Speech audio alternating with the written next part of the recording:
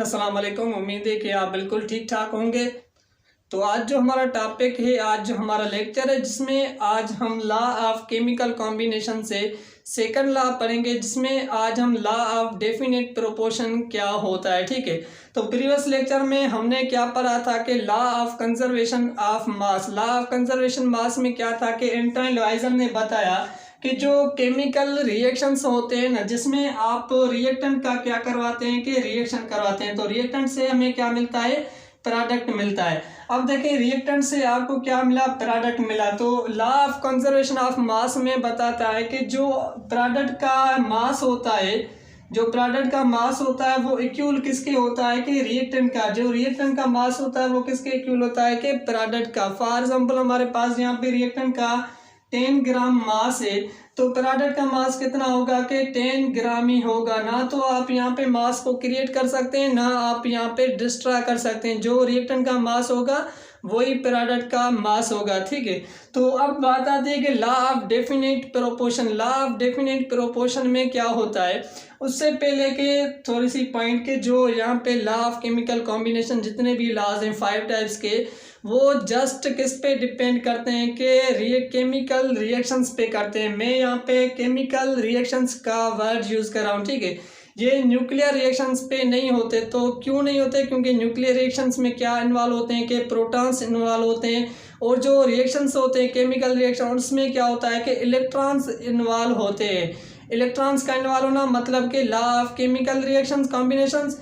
और जो nuclear reactions होते हैं उसमें क्या होता है कि जस्ट हम प्रोटॉन्स का करते हैं कि एक प्रोटॉन मतलब कि दूसरे न्यूक्लियस में गेन होगा, या न्यूक्लियस मतलब कि एक दूसरे से टूट जाएगा तो दूसरा न्यूक्लियस बनेगा, तो वो न्यूक्लियर रिएक्शंस होते हैं। ठीक है, अब हमारे पास बात आती है कि लॉ ऑफ डेफिनेट प्रोपोर्शन हम किसको कहते हैं। इसको हम लॉ ऑफ कांस्टेंट भी प्रोपोर्शन कहते हैं, लॉ ऑफ फिक्स्ड रेशो भी प्रोपोर्शन कहते हैं। ठीक है, यहाँ पे डेफिनेशन में देखें, a pure chemical compound always consist of the same element that are combined fixed ratio by a mass. कि जो आप केमिकल यहाँ पे प्योर केमिकल जो आप कंबाइन करेंगे आपस में, तो वो फिक्स रेशो में क्या होंगे कि कंबाइन होते होंगे, उसको हम क्या कहते हैं, लॉ ऑफ डेफिनेट प्रोपोर्शन कहते हैं। ठीक है, फॉर एग्जांपल किस तरीके से यहाँ पे हम एग्जांपल के साथ समझते हैं कि आप यहाँ पे क्या करते हैं कि वाटर यहाँ पे 2 हाइड्रोजन और प्लस में ऑक्सीजन का रिएक्ट करवाते हैं, तो आपको क्या मिलता है कि H2O मिलता है। ठीक है, अब देखेंगे यहाँ पे जो H2 है, इसका जो रेशो है, इसका जो मास है वो क्या है कि फिक्स है। जो मतलब कि यहाँ पे कंपाउंड है उसका मास जो रेशो क्या है कि एक हमारे पास फिक्स रेशो होता है। किस वजह से कि जो सी वाटर होता है उसका भी फार्मूला क्या होता है, H2 होता है, और जो रिवर वाटर होता है उसका भी फार्मूला क्या होता है, H2 होता है। और जो बारिश का वाटर कहीं से भी आप लें, यहाँ से लें या किसी भी दूसरी जगह से लें, तो इसका जो फार्मूला होगा वो क्या होगा, सेम ही होगा। इसको हम क्या कहते हैं कि फिक्स रेशो में कहते हैं। ठीक है,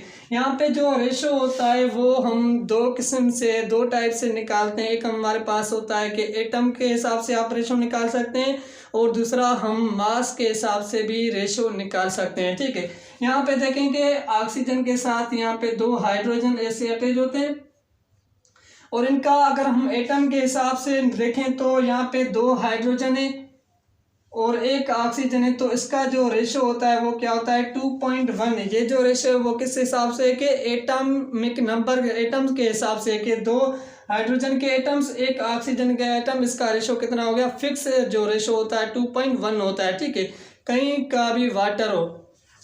और दूसरा हमारे पास है कि एटॉमिक मास के हिसाब से आप यहाँ पे देखें कि हाइड्रोजन का एटॉमिक मास कितना होता है 1, तो अगर 2 हाइड्रोजन है तो 2 एटॉमिक मास हो गया। ठीक है, और उसके बाद ऑक्सीजन का कितना होता है कि 16 होता है, तो इसका जो इसके हिसाब से रेशो निकलेगा वो कितना निकलेगा 2.16। अगर इसको आप सिंप्लीफाई करेंगे तो 1 1 जा 2 जा 1 और 2 8 जा यहाँ पे कितना होगा कि 16 होगा, तो यहाँ पे रेशो कितना होगा कि 1.8 होगा। ठीक है, तो इसका जो रेशो होता है वो क्या होता है कि फिक्स होता है।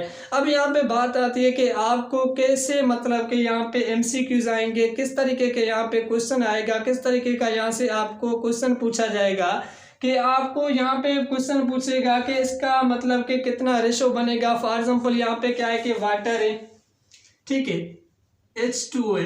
तो यहाँ पे आपसे पूछता है कि यहाँ पे हाइड्रोजन के 5 ग्राम्स हैं तो ऑक्सीजन के कितने ग्राम्स होंगे। ठीक है, ये इस तरीके के क्या होते हैं कि MCQs आते हैं एंट्री टेस्ट में, यहाँ आपसे पेपर में भी इस तरीके का पूछा जाता है। ठीक है, तो अब यहाँ पे किस तरीके से निकालेंगे, तो जैसे मैंने आपको रेशो यहाँ पे बताया कि मास ऑफ हाइड्रोजन और डिवाइडेड मास ऑफ ऑक्सीजन। ठीक है, तो मास ऑफ हाइड्रोजन कितना है कि 2 है और इसका कितना है कि 16 है।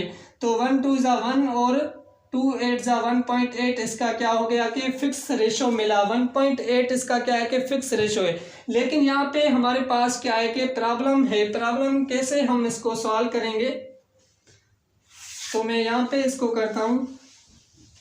तो यहाँ पे देखें कि 5 ग्राम है किसके, हाइड्रोजन के, और ऑक्सीजन का हमें ग्राम्स नहीं पता है। तो हम क्या करेंगे कि ऑक्सीजन को x से यहाँ पे शो करते हैं। तो यहाँ पे देखें 5 ग्राम्स, उसके बाद यहाँ पे हम क्या करें, तो जो आपको फिक्स रेशो मिला 1/8, तो हाइड्रोजन का रेशो कितना है कि वही आप देखेंगे 1/8 और क्रॉस मल्टीप्लाई करेंगे 5/x। ठीक है, इस तरीके का। तो यहाँ से 5/8, 5 8 कितने होते हैं कि 40 होते हैं। तो 40 कितने होंगे ऑक्सीजन क्या, ऑक्सीजन के ग्राम्स कितने होंगे कि 40 ग्राम्स होंगे। तो इस तरीके का आप MCQs भी सॉल्व कर सकते हैं, प्रॉब्लम्स भी सॉल्व करते हैं कि यहाँ पे हाइड्रोजन के ग्राम्स दिए और ऑक्सीजन के नहीं दिए, तो हम किस तरीके से सॉल्व करेंगे। तो आप इस तरीके से फिक्स रेशो के हिसाब से आप इनका निकाल सकते हैं। ठीक है, तो यहाँ पे ऑक्सीजन के 14 ग्राम्स होते हैं। तो और हम एग्जांपल लेते हैं कि 100 ग्राम ऑफ वाटर लेते हैं। यहाँ पे हम क्या करते हैं, 100 ग्राम ऑफ वाटर लेते हैं, करते हैं कि 100 ग्राम ऑफ वाटर लेते हैं। तो इसमें आप बताएं कि इसमें ऑक्सीजन कितनी है और हाइड्रोजन इसमें कितना प्रेजेंट है। ठीक है, 100 ग्राम ऑफ वाटर में, तो आप सेम तरीके से करेंगे कि जो हमारे पास फिक्स रेशो मिला 1/8, तो यहाँ पे हाइड्रोजन को हम क्या करते हैं कि 1x लेते हैं और 8 जो ऑक्सीजन क्या है, तो ये 8x इज इक्वल टू 100। ठीक है, तो तब जब हम इनको प्लस करेंगे तो हमें कितना मिलेगा कि 9x इज इक्वल टू 100। ठीक है, अब देखेंगे हमें x मालूम करनी है, तो हम क्या करेंगे कि 100 को यहाँ से डिवाइड करेंगे किससे, 9 से। ठीक है, जब आप x को मालूम करेंगे तो x को हम कहाँ लिखेंगे, यहाँ पे लिखेंगे।